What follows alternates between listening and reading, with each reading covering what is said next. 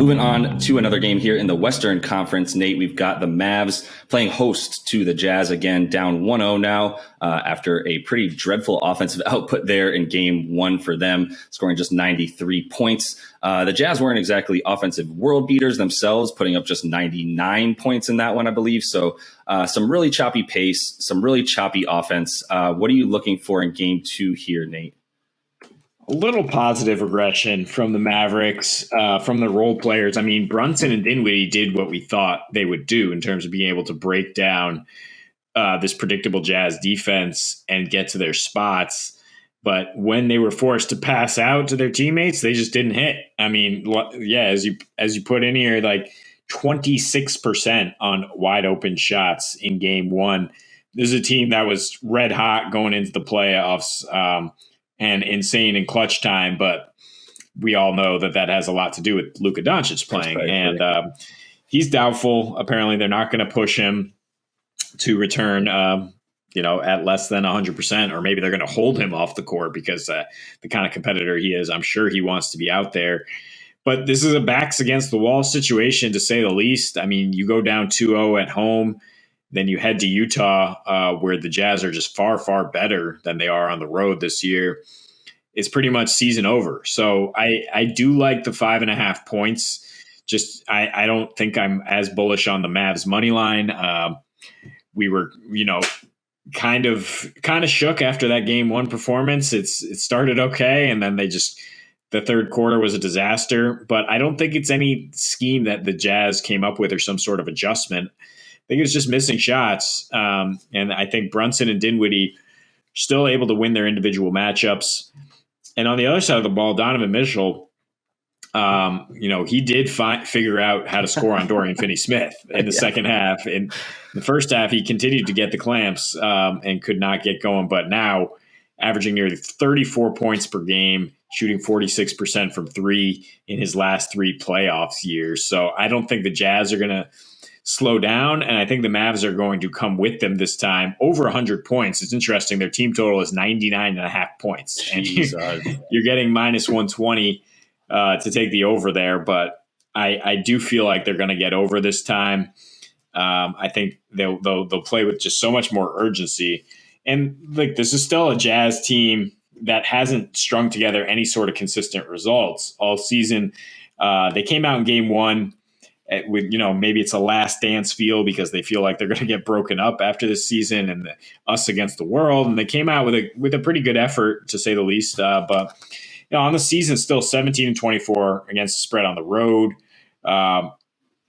They're still 20-34 against the spread when they get 1 day of rest. Just a normal rest situation here.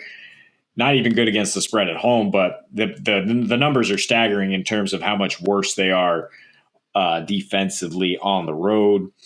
And I think Dallas should be able to exploit that here. I think Utah will kind of, rest on their laurels a little bit, knowing they at least got the split here, and they're going back where they're so much more comfortable. So I like them to cover and do a little bit better on offense. I don't know if I'm still a little shook to take over 205 here after we thought we'd get a lot more offense than we did in game one. Yeah, man. Yeah, what the hell? No, but in the first half of that game, there was a pace of 86. And Donovan Mitchell was, not only was he non-existent in shooting poorly, let me rephrase that. Not only was he shooting poorly, he was non-existent. His usage rate in the first half was 22%. His usage rate in the second half was 53%. He shot the ball more than half the time that his team, he took more than half his team's shots. That's what that stat means. In the second half, he dropped 30 points. He was not efficient. He was 9 of 20 from the field. 45%, not terrible, but not great. And only 2 of 4 from three, but he was attacking, right? He got 11 free throw attempts in the second half, 10 of 11. So he made, 10 of those 11 there. I think the things I like in this game more than anything are more player props. I think Jalen Brunson and Spencer Dinwiddie can continue to get theirs. They'll continue to do so. I mean, they did it in a variety of ways. Neither of them were efficient. Dinwiddie got to his prop strictly because he went to the foul line so much. And we were able to see him make, it was like 12 of 16 or something. He went to the foul line a ton. In the second half, he had 11. He was 10 of 11 just in the second half himself, so he could get to that scoring prop. I think that's going to continue to be the case here once again. Maybe things loosen up. Maybe there's a few better shots available for guys like Kleba and Powell, more so than they were able to provide in the last game, as really nobody on Dallas was really able to come along with Dinwiddie and Brunson, who were really just handling the bulk of it, and Bullock got his. He was 3 for 8 from 3, and that's what they need from him. But I mean, if Dwight Powell is going to be out there at the center position, he's going to need to be shooting more than 0 threes if he's going to be out there dragging Rudy away from from down low. And he did not do that because Rudy had 17 boards in that last game with 1 field goal attempt for Mr. Gobert. But that's what he's out there to do. And so if you know that as Dwight Powell or whomever is, really holding on to him on offense and having Gobert guard them, you need to do your job. You need to be a threat out there. And Powell was not, and really nobody was, like we said, besides those 2 guys. But I think we can continue to expect that. Now, I think you should see an uptick in efficiency.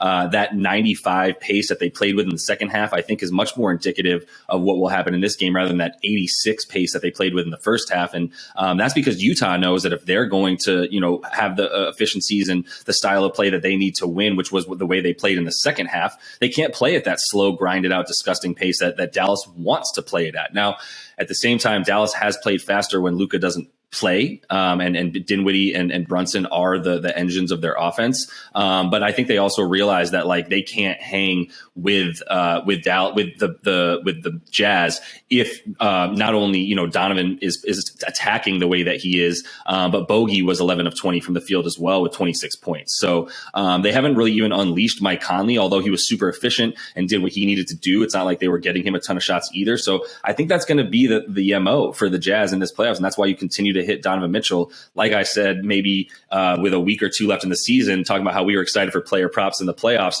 The man I was thinking of and mentioned was Donovan Mitchell because of that usage rate, 53% in the second half. That's the way that they play basketball in the playoffs is, here, Donnie, go do your thing. And even if they don't do that, he just takes it upon himself to do so, right? Yeah, 27.5 points is his prop as we open here. And you can add on 5 assists there for worse odds, but he will be making all the plays for Utah. He is their offense, and that's why I thought Dallas could do a good job limiting this team, and they did. I mean, they held them to 99. Yeah. They just need to respond. I think in a do or die situation, I think they will find a way to get the ball out of his hands and limit this team enough so that they cover. I do believe that, but like you said, yeah, I'd be targeting the Brunson and Dinwiddie props. Nothing up yet really for Dinwiddie, but Brunson still to get 5 assists at crazy low odds. So that's a strange one. I would just go up to the 6 assists and get good odds there. Yep. He's going to have the ball in his hands all the time.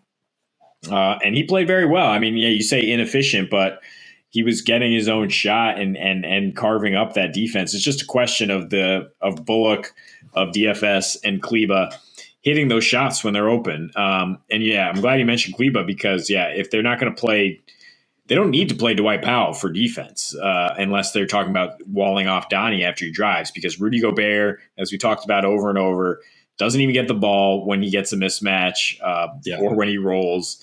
True. He never shoots off the dribble. He takes 1 dribble and shoots, I think, one of the fewest percentages in the entire league.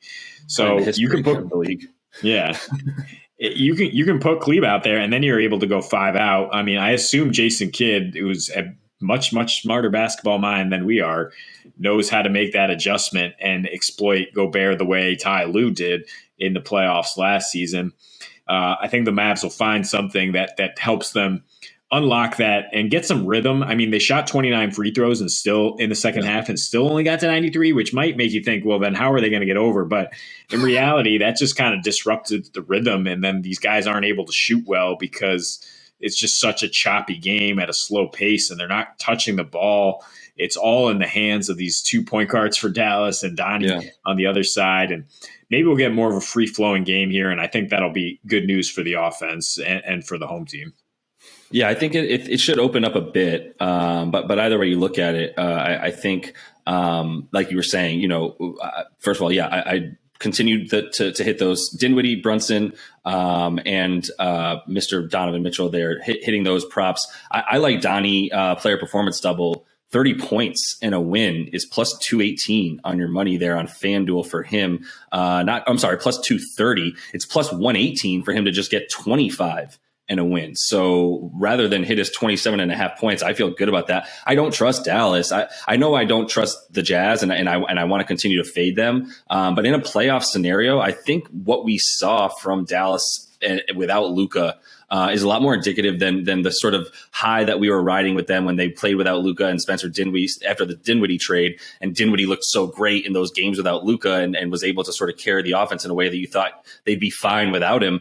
I feel like, this playoff scenario is a little bit different than those, stars out, bets up, nothing to lose kind of thing that we like to do during the regular season. I don't know it applies as much when you need stars to win in the playoffs and it comes down to clutch time, and really all that means is one guy go get our shots for us. And Donnie Mitchell knows he's the best guy on the floor at this point without Luka. And I think that has to be, factored into this, and the confidence that he's going to continue to play with. You have to be insanely confident to shoot the ball 53% of the time on offense for your team in an entire half. So we know he's got that, and will continue to have that green light.